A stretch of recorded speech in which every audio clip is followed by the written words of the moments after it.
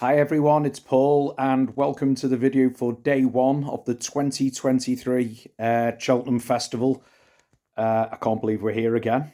It is, just less than 24 hours now until the roar from the crowd for the opening Supreme Novice. It's been a hell of a year this year for jump racing, I've got to be honest. This is the first year in about three it's felt like it's properly back.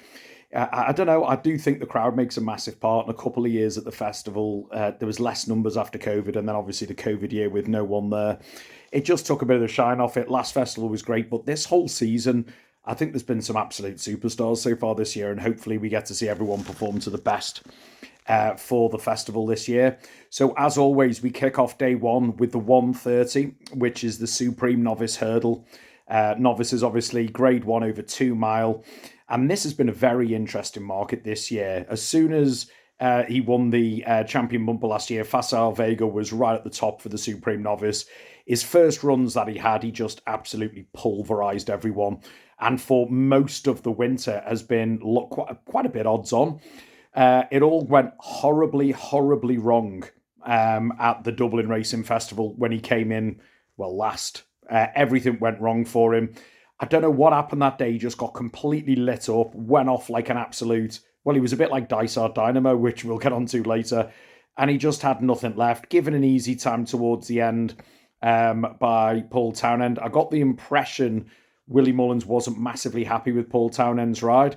And whatever happened, everything went completely wrong. But every vibe that I've got from people in the know of the Mullins yard is that he was a bit quiet for a couple of weeks after that, but is right back to how he was. So I don't know if something was bothering him.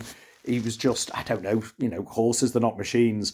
But every indication is that this horse has come right back to form in the last few weeks. His last piece of schooling last week apparently was breathtaking, was the phrase that was used. He's going to get a bit of dig in the ground, which, like in the bumper last year, he's very strong at the end of his races, usually taking the last one out.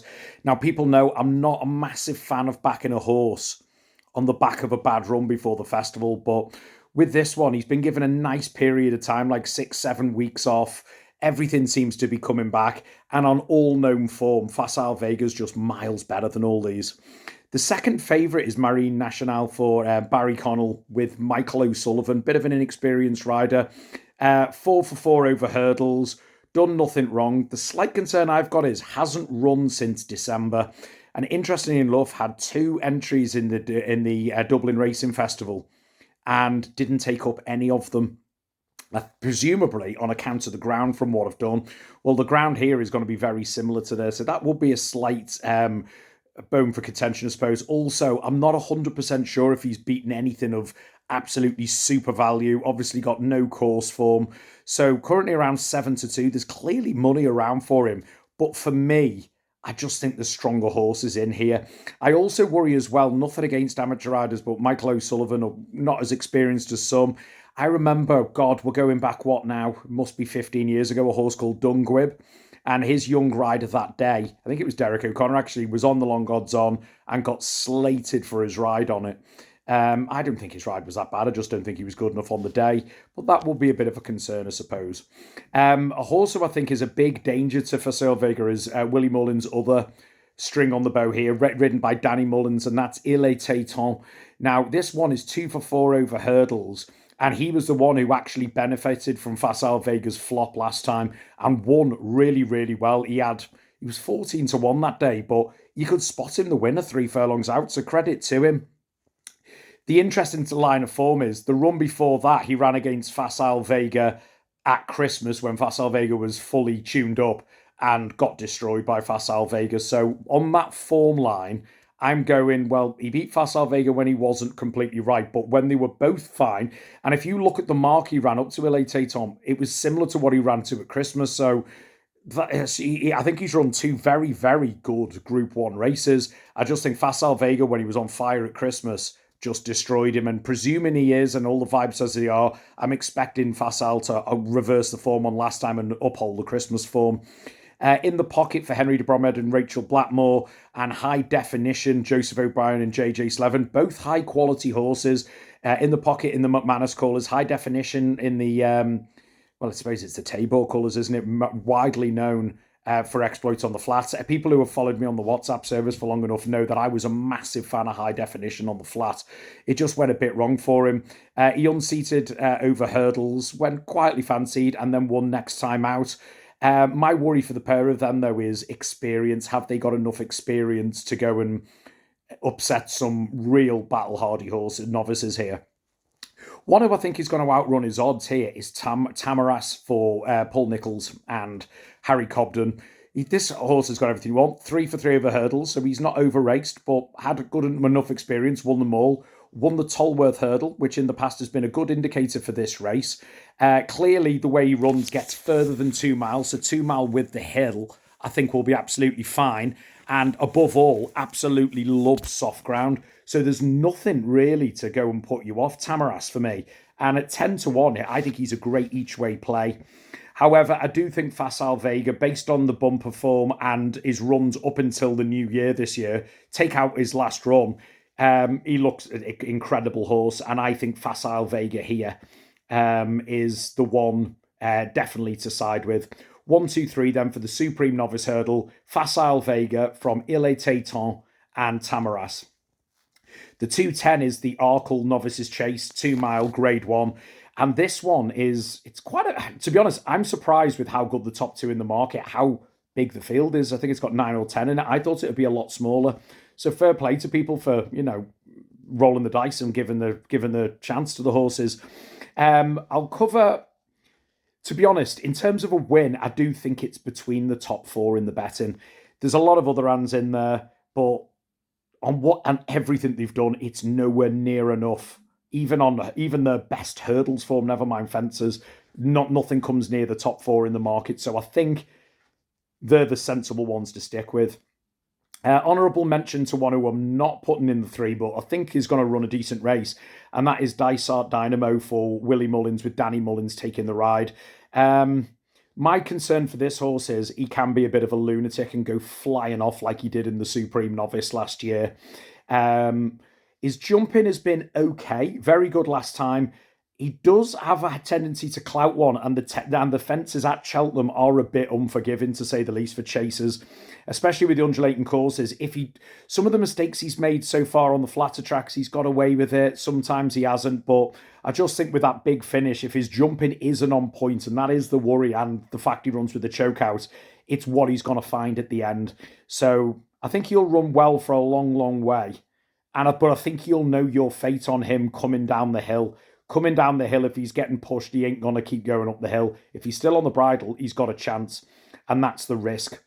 The one who I've got booked for 3rd place here, because I think he's actually overpriced at 10 to 1, is San Roir, Willie Mullins' other horse, with Mark Walsh taking the ride. San Roir was a very, very good hurdler. Very good hurdler, in fact, very consistent. But always seemed destined to make a better chaser. The concern I've got for him is he's had 3 chase starts and only won 1. He unseated last time in a grade 1 very early on, when relatively fancied, and clearly needed his comeback run. He blew up badly on that one. But the run in between was very, very good. Did it from the front again, though, so is there going to be a lot of jostling for the front here? But he's relatively fresh because he had the win just before Christmas. Last time out, he didn't get further than, I think it was the 5th. Kept fresh since. And, fresh horses, they can go very well here. I just think, bear in mind, I thought there was only going to be like 6 or 7 in here and we're getting top 2. I think San Roir at 10 to 1 could seriously outrun his odds. But for the 1-2, it's about the big 2 in the market. We'll start with what is now just gone favourite. They were joint favourites, but the money has come for El Fabiolo. Willie Mullins, Paul Townend takes the ride. Done everything right. 3 for 3 over fences. Clearly has a massive engine. The one thing I would say is, but this is equally the concern. For me, his jumping hasn't always impressed. He's slammed some. He's guested a few.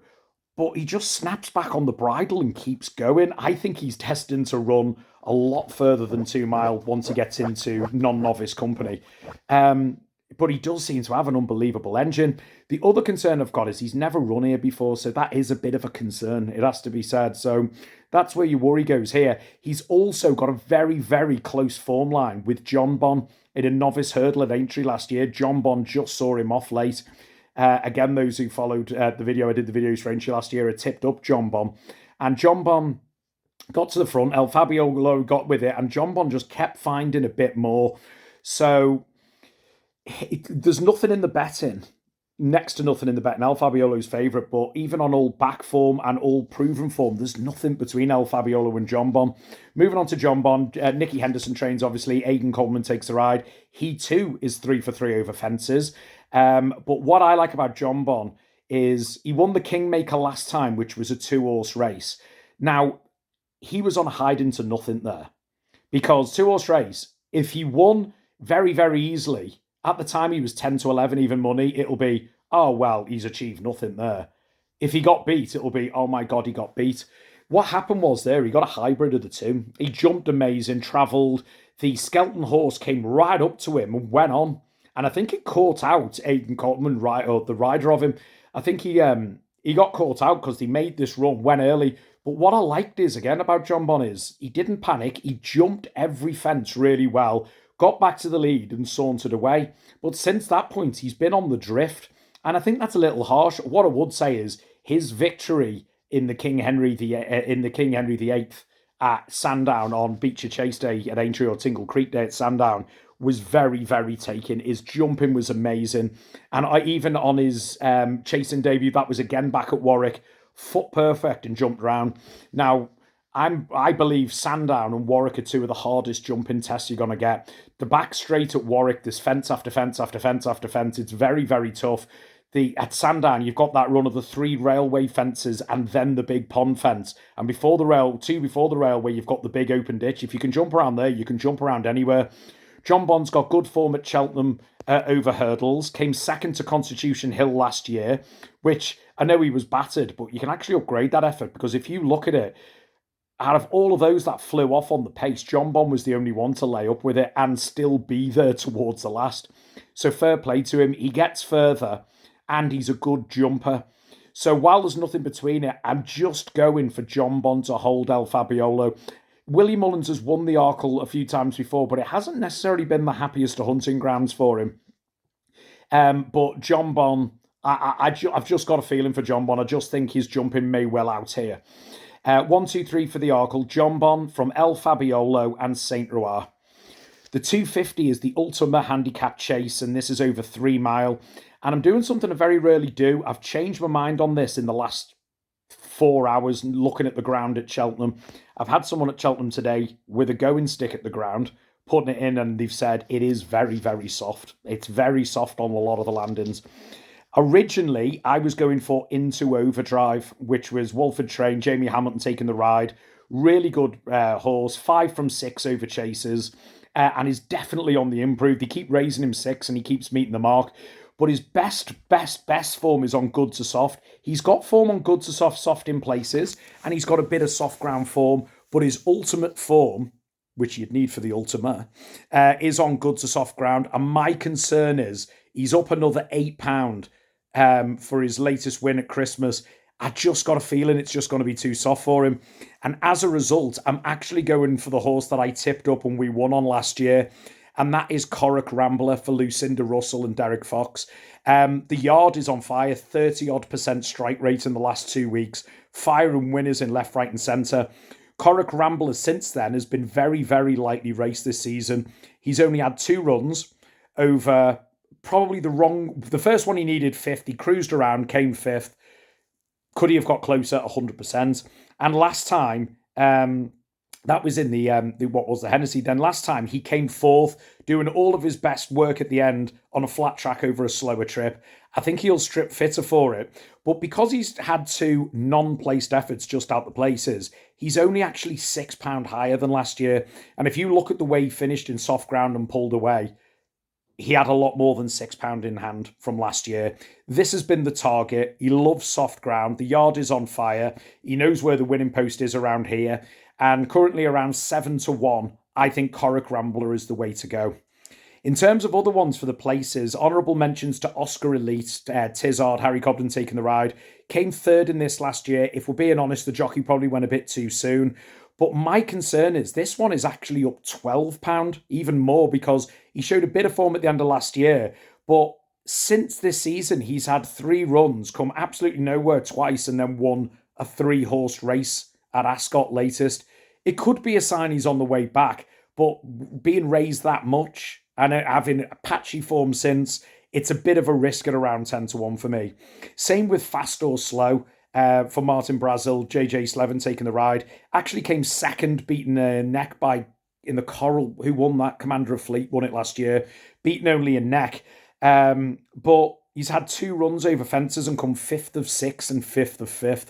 So if you're backing that, you're backing it that the horse has basically been pulled those 2 races and left to come down the field to get a low mark to then go win. Plus, that's not a great deal of experience, a couple of chases this season, which is not particularly good.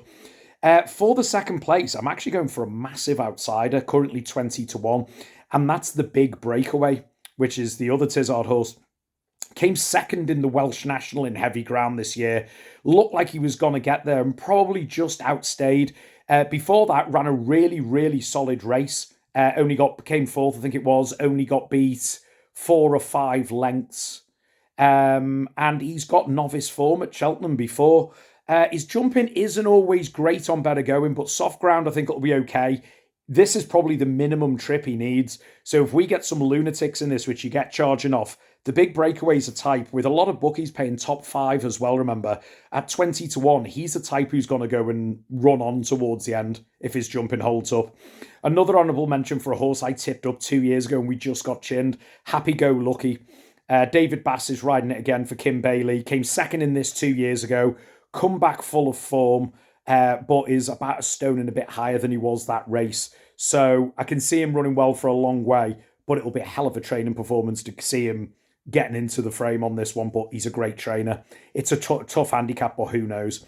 1, 2, 3 then for the ultimate handicap. It's Corrick Rambler from number 2, the Big Breakaway, and 3rd, I'm still going to put Into Overdrive to run into a place. I just think, yeah, I've just flipped on him there.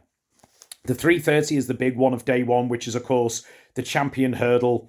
It's a grade 1 over 2 mile. And for me, even though State Man is in here for Willie Mullins and Paul Townend, how can this not be about the unbelievable Constitution Hill, Nico de Boinville and Nicky Henderson? What he did in the Supreme last year was beyond belief. I remember watching it at the time, and I tipped up and did John Bon in second, and I was just sitting there going, I've never seen anything like that before. His run at Sandown, the one before that, they obviously kept hold of him for as long as they can, but he just travels all over everything. The question was going to be, what's he going to do when he comes out of his novice? And what he did at Newcastle on his comeback. Now, I found something out, and you may or may not know this. He destroyed a very good field at Newcastle, like beating records, and it was like he turned into out. He just snapped on the bridle and off he went. Now, here's the most unbelievable one. In soft ground that day, Constitution Hill ran the final 2 furlongs of 2 mile jumping hurdles faster than the horse that won the Breeders' Cup Classic, ran the last 2 furlongs. Bear in mind, they go for home the last 2 furlongs over a mile in the Breeders' Cup Classic. He did the last 2 furlongs faster on soft ground jumping hurdles at the end of 2 mile. That's just ridiculous. That is just freakish behaviour. He then went for the Christmas hurdle and everyone went, oh, Kempton won't suit him, speed course, and he's a big galloper. And he absolutely hammered everyone again. Nothing has got him off the bridle. And nothing against State Man. He won, I think it was the county hurdle last year. He's won Group 1s this year.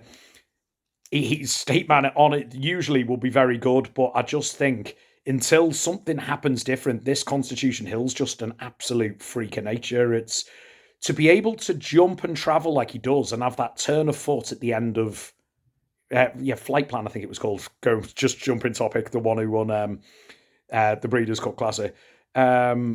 But to be able to do that at the end of these races is just unbelievable. He's shown he scoots up that hill like it's not even there. He could be the best ever. He could be anything. Nothing's challenged him yet. So while that is happening, you can't oppose him. State Man has been doing great. Won amazing at the Dublin Racing Festival. You could argue the form has taken a hit. Nothing against Honeysuckle, but what she's proven this year is nothing against her. She's definitely on the way out. If they thought she was still at the top, they wouldn't go to the Mers hurdle. They would go the Champion hurdle and let her go out, having a chance to go out on top.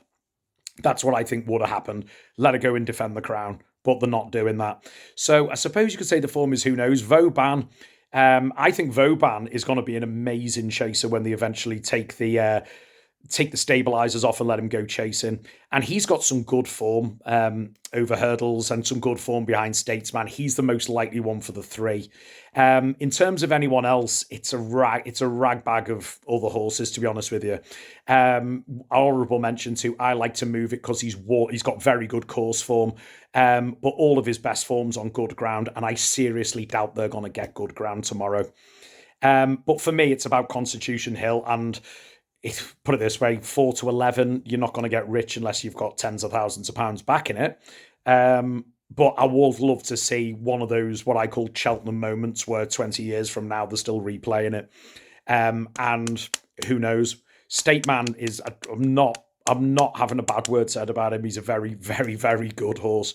It's just that he might have just come up against an absolute monster, which I think he is. 1, 2, 3 then for the champion hurdle, Constitution Hill from State Man and Vauban. Which brings us to what I think is probably the best race of day one, which is the 4:10, which is the David Nicholson Mears hurdle, Group 1 over 2 mile 4. And this is just look at like the first 5 in the betting. This is an unbelievable race. Multi-Group 1 winners flying around everywhere. And legends, group winners, previous champion hurdle winners, retiring superstars. It's got everything. Start off with Marie's Rock, Nicky Henderson and Nico de Boinville. Obviously won last year. Loves the course, loves soft going, won both starts this year. I've got to be honest, I'm gutted because I wanted her to go for the world hurdle, because on her last run, everything screamed. Even though she did it really well at listed level, everything screamed she'll get further. And for me, when you've got a Mer in form, aim big. That's what I believe, because Mers are temperamental, to say the least. You know what I mean? When they're in season, they'll just not run or whatever it is. She's clearly in form. I wish they had gone for the Stayers hurdle, but that's such is life. That's the way it is. Marie's Rock, can't have a bad word said about it. She's going to be bang there. Brandy Love for Willie Mullins, Paul Townend. Really good comeback, third after 10 months off. Amazing novice form last year. Multiple Group 1 wins, multiple other group wins. But my concern is she was taken out, and I've just looked back over last festival, she was taken out of the Dawn Run novice hurdle last year because they said the ground's gone against her, she needs good ground, and that was the actual description and reason given by Willie Mullins. Well, this is half a mile further on soft ground. So, unless that was just a Mullins plot, I don't know what it was. I've just got a feeling the ground might be against it unless it colossally dries out, which I don't think it's going to. There's showers forecast and even sleet tomorrow morning. So who knows? One of the big British hopes, or whatever you want to call it, is Love Envoy, or Love Envoi, I think it's pronounced French. Harry Fry, Jonathan Burke, 2 for 2 this year, has to have soft ground, which she's got. Won the Dawn Run last year really well. You've got classy horses and then you've got a street fighter. This Love Envoi is a street fighter. She'll go down fighting, that's for sure. Loves soft ground. 2.5 mile, it was unknown until last time out, and actually got through it, no problem at all. Granted, it was a slowly run small field, so if you were ever going to get it, you were. But she's a tough horse, and I think she'll get the trip.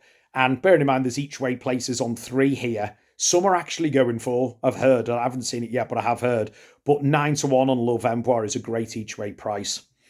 But for the win, some people who watched my Lucky 31 video yesterday probably would have gathered this. I'm actually going for the supplemented Epatons for Nicky Henderson and Aidan Coleman. JP McManus has fought the money out. They left it to the last minute. But Epatons, I think, is flying under the radar here. She is classy. She's won a champion hurdle. She's placed in 2 more champion hurdles. And she's looked at the backside twice of Constitution Hill this year, which is no mean feat. When she's run in her own right, she's run really well and won really well. She won, granted, it was only a small listed race last time. Soft going, 2.5 mile. It's the best run she's put in for years. The other thing you're forgetting about is running against your Constitution Hills, and you're like, she's been running against the boys. This is back against her own sex. 11 to 2 now, Epatons. I think she is the class horse of this race before we get to what I'm about to say next. I think she's brilliant. I think this trip is fine. She loves Cheltenham, and JP McManus is not going to go and supplement her for this for nothing.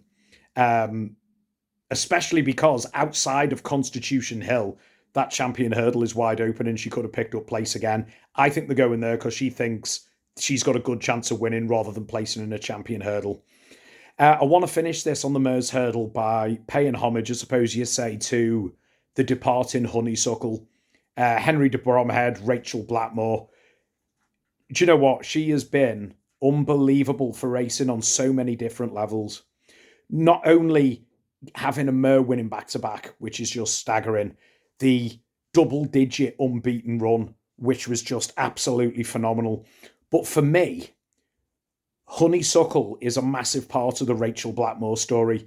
Rachel Blackmore, from when she kicked off on Honeysuckle at Cheltenham, went on to win everything, winning Grand Nationals, winning Sports Personality of the Year, and she is like the female household name of racing. And I think Rachel will say Honeysuckle is a massive part of this. To be honest, this year, it's clear she isn't fully the level she was last year. And that's nothing against that. I think last year was probably a slightly weaker race in the champion hurdle. But when she came back, she got there and things just outpaced it.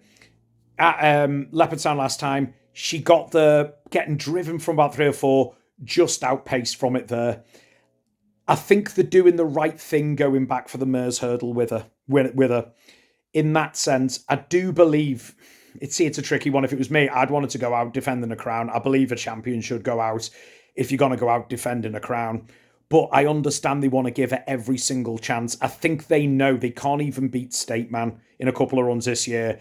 Based on Constitution Hill being a monster, they probably think there's zero chance. I understand why they've done it. Personally, do you know what? If Epatante gets beat, I would love nothing more than the Honeysuckle story to have one last amazing twist. I don't think it is. I personally would have liked to see her retire after the last run. That's only my preference. Or if she did, maybe in the champion hurdle. But this horse is a legend. It's propelled Rachel Blackmore. Good luck to her at stud. And I cannot wait to see what her offspring bring in the coming years. But for the 1, 2, 3, I'm going with Epatante from Marie's Rock and Love Envoi. The 450 is the race I hate the most at Cheltenham, which is the Boodles Handicap, which is a Group 3 over 2 mile. I do have a very strong fancy for it, for all I hate the race, and that is Biker for Charles Byrne with his lad Philip Burns claiming 5. He's got an unbelievable weight of 10 stone 12 with the £5 claim, running off 10 stone 7. Ultra consistent on bumpers and in points, etc. Only 1 for 3 over hurdles, but his first loss and second loss, total excuses, small field, slowly run races, but running really well at the end. I think this hill will play to his strengths, the soft ground will play to his strengths, and the massive field will definitely will, because they do not mess around in the Boodles, even on soft ground. They go for it. The Burns Yard loves a handicap plot, and I've got a feeling this is it. Biker currently around 8 to 1. Most are paying 5 places in this Boodle. Sky Bet, I believe, it's either Sky Bet or William Hill are paying 6 places. I think Biker is a very good thing here. I've just got a feeling. The favourite is Takao for Willie Mullins and Mark Walsh. Understandably, very, very consistent hurdler. By default, I think he might have just cost himself this race, though, last time out. Unbelievably good run, 3rd in a Group 1. He's probably the class horse of the race, but that did cost him £8 in the handicap. So if he is the ultra class horse, then he should win, and the market reflects that. He's only 4 to 1. I just think there's some very, very well handicapped horses in here now ahead of him, and I think he'll hit the frame, but that price is too short for me. Bad could be anything for Ben Paulin, Rachel Blackmore taking the ride. Runs in the two-tone green Menier colours. Never run a race in the UK, but has got majorly good French form. The vibes have been strong, but who knows? What I would say is some French horses have come for this Boodles in the past and run very, very well. This horse, though, he's had a long time off, very long time off, on the back of French form. And I think people are backing it based on the unknown. It could be anything. But as you know, student form, I like that really. So I like that, and it doesn't really have it here, to be honest. The one who I think is overpriced at 12 to 1 is Sir Alan for Andrew Slattery and Danny Mullins. Lovely racing rate off 11 stone 1, 2 for 3 over hurdles, loves soft ground. I tell you what's interesting though, the race he won at Nace last time out has actually produced 3 of the last 4 winners of this race and 3 other places in the last 10 years, I think it is, or 9 years. So 6 out of 9 or 10 have either won or been placed that have come out of this. Even though he won, it's got him to a lovely weight that's got him into here. And I just think that's another one that looks very, very well handicapped. But for the win, I am going for Biker. I think the big field will pay to his strength. There's at least 4 or 5 front runners based on form here, and I think he'll get a great toe into his race. The concern might be his young, inexperienced jockey. Can he deliver him at the right time? But saying that, he does all of his homework, I was reading, so he obviously knows the horse well. And I just think Biker at 8 to 1 is the value here. 1, 2, 3 for the Boodles handicap. Biker from Sir Alan and Takao. Which brings us to the last race of day 1, which is the 5:30, and that is the National Hunt Chase. It's a Grade 2 novice over the extended 3 mile, 6.5 furlongs. I'm gutted here. I've fancied all winter a horse called Churchstone Warrior since it won last time out. The further it went, the better it looked. The softer ground it got, the better it looked. It had everything. Then I found out he got a setback on the weekend and didn't travel. I was absolutely gutted because I really, really fancied that. And even his run behind the favourite here, Gallard Dumini at Christmas, Gallard won that day. But what happened was over 3 mile 1, he was way further back than Gallard, got right up to him, but that one quickened away again. Gallard looked like a speed horse. And Churchstone Warrior looked like a stamina horse, and I thought, I really want that for the National Hunt Chase, and it didn't run. So we're forced to rethink. The favourite now at 10 to 11 is Gallard Dumini for Willie Mullins and Patrick Mullins. You can understand why. 3rd in the RSA last year. RSA is a very good race, obviously, from there. Won this season, staying on well, jumping well towards the end of the races. My bigger concern is very, very soft ground, which we might get. And this extra 6.5 furlongs, it is like a roll the dice and no. I've seen some horses in this race. Like, I'll give you one, Run Wild Fred last year. I thought will definitely benefit from 3 mile 6 because of his form at 3 mile 2. He looked the winner turning in. And then he just, I know Statler quickened and did well, and he's up for the Gold Cup. Run Wild Fred went backwards. And then the next time out, I think it was it could have even been in the Irish National at Fairy House or wherever it was. They tried him over 3.5 again, didn't get hurt. And it is an unknown. And I just think at 10 to 11, that is a concern. Chemical Energy, there's been money for all week. Gordon Elliott and Jamie Codd. I think it's people back in the yard and the jockeys because Chemical Energy, all of his form has been in soft fields and he's avoided a small field, and he's avoided soft ground like the plague. Here, he's going to get a bigger field and soft ground, but who knows? One, based on a form line through Churchstone Warrior, who you've got to put for hitting the frame, is Marla Mission for the McConnell and Barry partnership. Because as I said, he came second to Churchstone Warrior, so I'd be a fool to not put him in the mix if I thought Churchstone Warrior, who only beat him by a length and a half, was going to win, to not put him in the frame. What I would say about this one, he does stay all day. That was clear, because even when Churchstone Warrior got past him and went on, he was still closing again at the line, one pace. So I think, and anything by Marler on the flat, loves soft and stayed. So I just think he's got a very good each way chance at 8 to 1. The concern I do have is he's run twice at Cheltenham and not performed twice. Granted, they were smaller fields, and when he was a lot younger, maybe he's, over hurdles, maybe he's wised up a bit. But second season of it, who knows? For the win, though, I am having a flyer, and I did have to change this in the last 2 days because of Churchstone Warrior coming out. I'm actually going for Mr. Coffee for Derek O'Connor, Nicky Henderson trained. This is a very, very consistent horse. The concern is the number of seconds he's got. The reason I think he's got so many seconds is I think he's tripless. He's like 2.5 miles too short. 3 mile 2 seems too short. And he always seems to bump into him. He gets holed up. He comes there and doesn't quite get there. That is the concern I have for him. But What I would say is last year he did come second in the Kim Muir, doing all of his best work late on 2 mile at soft. Only got beaten a very short distance. He's consistent. He clearly stays 3 mile 2 at Cheltenham. So you would hope another 4 furlongs should well be in his compass. Given the way he finishes races, you would hope he will. I think he'll have a good pace to lay up off. Derek O'Connor's a very, very good rider. And I've just checked here now while I'm on with you, 11-1, Mr. Coffee. I'd rather be trying him out at 11-1 each way with some paying top 4 than nothing against Gallard Dumanil. He's the most likely winner. But I don't see why he should be 10-11 and he should be 11-1. So nothing against Gallard Dumanil, but I am going for value here in a novices race. 1, 2, 3 then for the National Hunt Chase.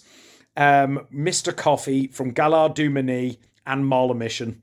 Good luck, everyone. Enjoy day 1, and I'll see you tomorrow for day 2. Take care.